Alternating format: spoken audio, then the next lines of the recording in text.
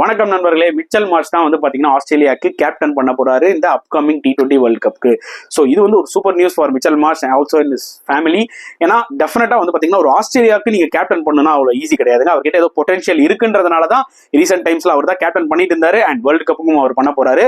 So கண்டிப்பா Australia selectors as well as Australia cricket management இவர்கிட்ட ஏதோ பயங்கரமா ஐடென்டிஃபை பண்ணிருக்காங்க. So great chance for Mitchell Marsh. So வந்து பாத்தீங்கன்னா அவர்கிட்ட ஒரு ப்ரெஷர் இருக்கும், கண்டிப்பா அவர் மைண்ட்ல இருக்கும். ஆஹா, இந்த ஆஸ்திரேலியா கேப்டன் பண்ணணும்னா நம்ம கப்பு தூக்கி ஆகணுமே. ஏன்னா பண்ண கேப்டன்ஸ் எல்லாருமே வந்து பாத்தீங்கன்னா மினிமம் ஒரு கப்பாவது தூக்கிடுவாங்க.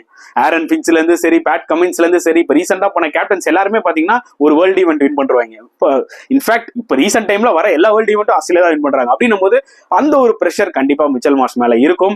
ஏன்னா எக்ஸ்பெக்டேஷன்ஸ் அதிகமாவே இருக்கும் சின்ஸ் அவர் ஆஸ்திரேலியாவுக்கு கேப்டன் பண்றதுனால. பொறுத்து பார்க்கலாம் எப்படி மார்ஷ் வந்து இந்த வேர்ல்டு T20 கேப்டன் பண்ண போறாருன்னு சொல்லிட்டு. ஸோ மார்ஷ் தான் கேப்டன் அப்படின்னு அனௌன்ஸ் பண்ணிட்டாங்க. அதை பத்தி நீங்க என்ன நினைக்கிறீங்கன்றத கமெண்ட் செக்ஷன்ல போடுங்க.